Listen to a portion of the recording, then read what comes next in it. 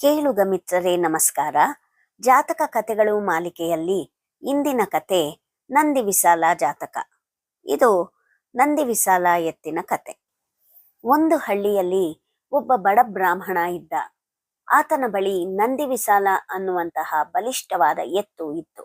ಅವನು ಅದನ್ನ ಮಗುವಿನಂತೆ ಸಾಕ್ತಾ ಇದ್ದ. ಒಂದು ದಿನ ಬ್ರಾಹ್ಮಣ ಹಳ್ಳಿಯವರ ಮುಂದೆ ಬಹಳ ಹೆಮ್ಮೆಯಿಂದ ಹೇಳಿದ, ನನ್ನ ಎತ್ತು 100 ಗಾಡಿಗಳನ್ನ ಎಳೆಯುತ್ತೆ ಅಂತ. ಅವರು ಪಣ ಇಟ್ರು. 100 ಗಾಡಿಗಳನ್ನ ಸಾಲಾಗಿ ಕಟ್ಟಿ ನಂದಿ ವಿಸಾಲ ಎತ್ತಿನ ಮುಂದೆ ನಿಲ್ಲಿಸಿದ್ರು.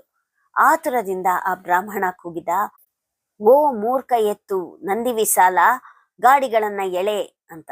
ಅವಮಾನದಿಂದ ನಂದಿ ವಿಸಾಲನ ಮನಸ್ಸು ಕುಗ್ಗಿತು. ಅದು ಚಲಿಸಲಿಲ್ಲ. ಬ್ರಾಹ್ಮಣ ಪಣ ಸೋತು ಬಿಟ್ಟ. ರಾತ್ರಿ ಅವನು ಆ ಎತ್ತಿನ ಬಳಿ ಬಂದು ದುಃಖದಿಂದ ಕೇಳಿದ. ನಂದಿ ವಿಸಾಲ ಹೇಳಿತು, ನಾನು ನಿನಗೆ ಯಾವಾಗಲೂ ನಿಷ್ಠೆಯಿಂದ ಸೇವೆ ಮಾಡಿದ್ದೇನೆ, ಆದರೂ ನೀನು ನನ್ನನ್ನು ಅವಮಾನಿಸಿದ್ದೀಯಾ ಅಂತ. ಬ್ರಾಹ್ಮಣ ಕ್ಷಮೆ ಕೇಳಿದ. ಮಾರನೇ ದಿನ ಮತ್ತೊಮ್ಮೆ ಪಂಥ ಪ್ರಾರಂಭವಾಯಿತು.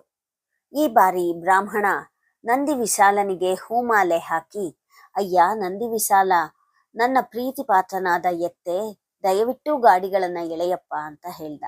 ನಂದಿ ವಿಸಾಲ ಒಂದೇ ಎಳೆತಕ್ಕೆ 100 ಗಾಡಿಗಳನ್ನ ಎಳೆಯಿತು. ಎಲ್ಲರೂ ಆಶ್ಚರ್ಯಚಕಿತರಾದರು.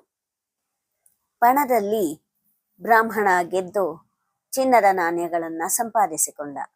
ಬ್ರಾಹ್ಮಣ ಸಂತೋಷದಿಂದ ನಂದಿ ವಿಸಾಲನೊಡನೆ ಮನೆಗೆ ಹೋಗಿ ಆ ಹಣದಿಂದ ಭಾರಿ ಧನಿಕನಾದ. ಈ ಕಥೆಯಿಂದ ನಾವು ಗೌರವ ಮತ್ತು ಮೃದು ಭಾಷೆ ಶಕ್ತಿಯನ್ನ ಹೊರತರುತ್ತದೆ ಹಾಗೂ ಎಲ್ಲ ಕೆಲಸಗಳನ್ನು ಮಾಡಲು ಸುಲಭವಾಗುತ್ತದೆ ಎಂಬುದನ್ನು ತಿಳಿದುಕೊಳ್ಳಬಹುದು.